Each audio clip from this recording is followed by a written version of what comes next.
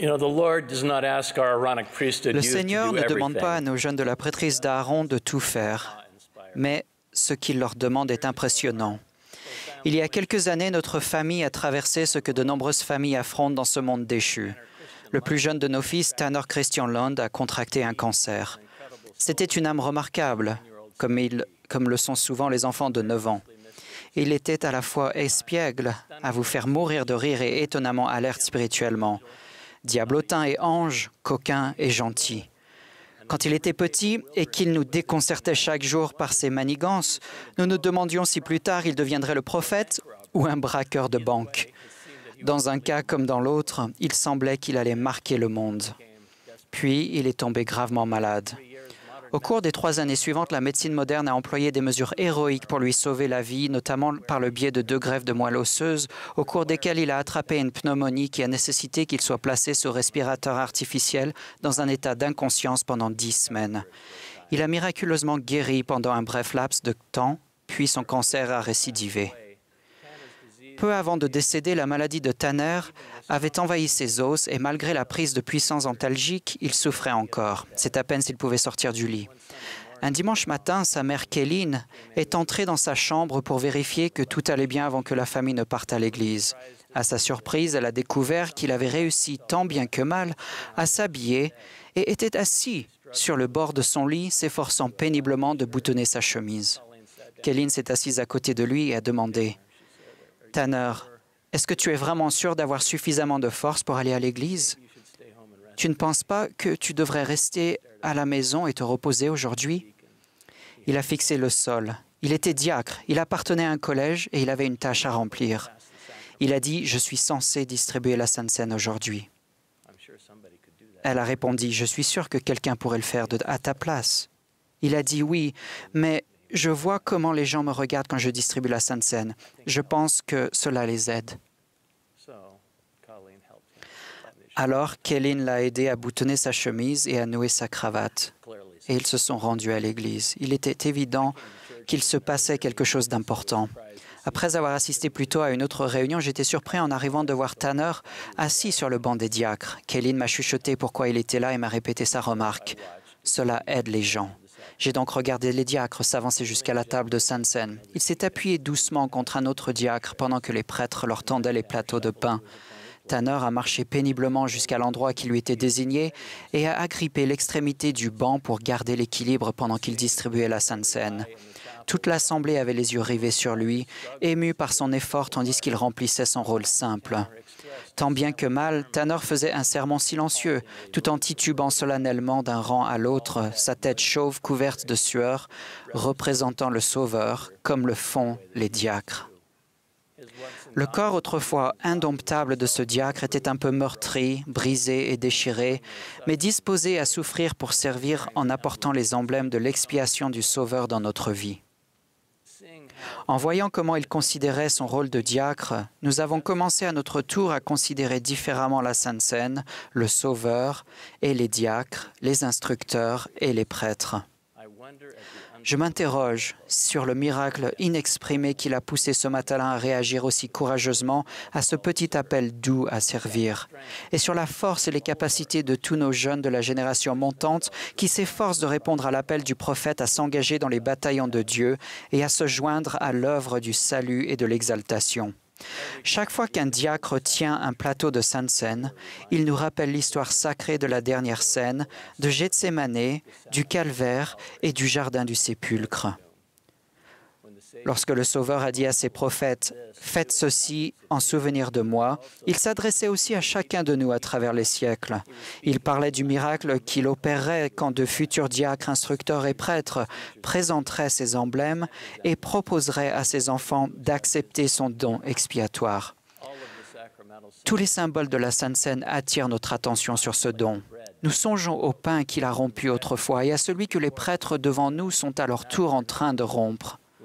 Nous pensons à la signification du liquide consacré alors et aujourd'hui, tandis que les prières de Sainte Seine passent solennellement de la bouche de jeunes prêtres à nos cœurs, puis aux cieux, renouvelant les alliances qui nous relient au pouvoir même du salut du Christ.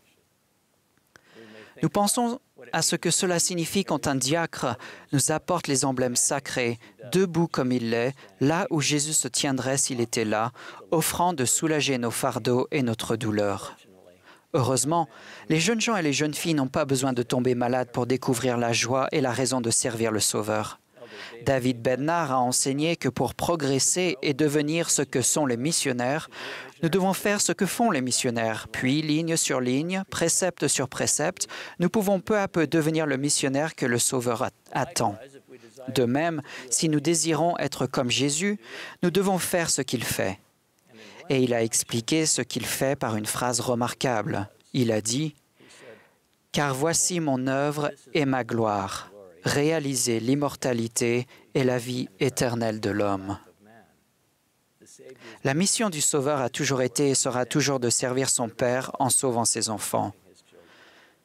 Et le moyen le plus sûr de trouver la joie ici-bas est de nous joindre au Christ pour aider autrui. C'est la vérité simple qui a inspiré le programme pour les enfants et les jeunes.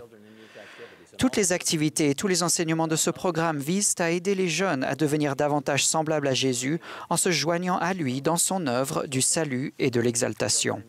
Ce programme est un outil permettant d'aider chaque enfant de la primaire et chaque jeune à progresser vers une vie de disciple et à acquérir une vision pleine de foi de ce à quoi ressemble le chemin du bonheur. Ils auront hâte d'arriver aux relais et panneaux indicateurs disposés le long du chemin des alliances, où ils seront baptisés et recevront le don du Saint-Esprit et très vite après appartiendront à un collège ou à une classe des jeunes filles où ils ressentiront la joie d'aider autrui par une série de services chrétiens. Ils se fixeront des buts, petits et grands, qui apporteront de l'équilibre dans leur vie tandis qu'ils deviendront davantage semblables au Sauveur. Les conférences FSY, les magazines de l'Église Jeunes Soyez Forts et l'AMI et l'application Vivre l'Évangile les aideront à se concentrer sur la quête de la joie en Christ. Ils s'attendront à la bénédiction de détenir une recommandation pour le Temple, à usage limité et de ressentir l'esprit d'Élie grâce à l'influence du Saint-Esprit pendant qu'ils recherchent les bénédictions de l'œuvre, de l'histoire familiale et du Temple. Ils seront guidés par des bénédictions patriarcales et avec le temps, ils s'imagineront dans un temple pour être dotés de pouvoir pour y trouver la joie d'être liés éternellement à leur famille, quoi qu'il arrive. Avec les vents contraires de la pandémie et des catastrophes, il y a encore du travail pour que le nouveau programme pour les enfants et les jeunes atteigne tout son potentiel, mais il y a urgence. Nos jeunes ne peuvent pas attendre que le monde se remette sur pied avant de parvenir à la connaissance du Sauveur. En ce moment même, certains prennent des décisions qu'ils ne prendraient pas s'ils connaissaient leur véritable identité et la sienne. Par conséquent, l'appel pressant que lancent les bataillons de Dieu en formation fatidique est « Tout le monde sur le pont ». Père et mère, vos enfants ont besoin que vous les souteniez maintenant aussi passionnément que vous l'avez fait dans le passé lorsqu'ils se préoccupaient de choses moins importantes telles que des badges ou des insignes. Mères et pères, dirigeants de la prêtrise et des jeunes filles, si vos jeunes ont des difficultés, le programme pour les enfants et les jeunes les amènera au Sauveur et le Sauveur leur apportera la paix. Présidence de collège et de classe, montez en puissance et prenez la place qui vous revient dans l'œuvre du Seigneur. Évêques, associez vos clés à celles des présidents de collège. Alors vos collèges et vos paroisses changeront à jamais. Et à vous, la génération montante, je témoigne, car je le sais, que vous êtes des fils et des filles bien-aimés de Dieu et qu'il a une œuvre à vous faire accomplir. Si vous vous élevez à la hauteur majestueuse de votre rôle, de tout votre cœur, de tout votre pouvoir, de tout votre esprit et de toutes vos forces, vous apprendrez à aimer Dieu, à respecter vos alliances et à placer votre confiance en sa prêtrise, tout en vous efforçant de faire du bien autour de vous, en commençant dans votre foyer.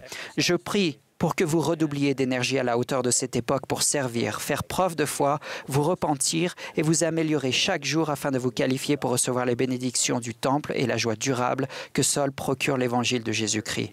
Je prie pour que vous vous prépariez à devenir ce missionnaire diligent, ce conjoint loyal, ce père ou cette mère aimant que vous avez la promesse de devenir si vous menez une vie de vrai disciple de Jésus-Christ. Puissiez-vous aider à préparer le monde au retour du Sauveur en invitant chaque personne à aller au Christ et à recevoir les bénédictions de son expiation. Au nom de Jésus-Christ. Amen.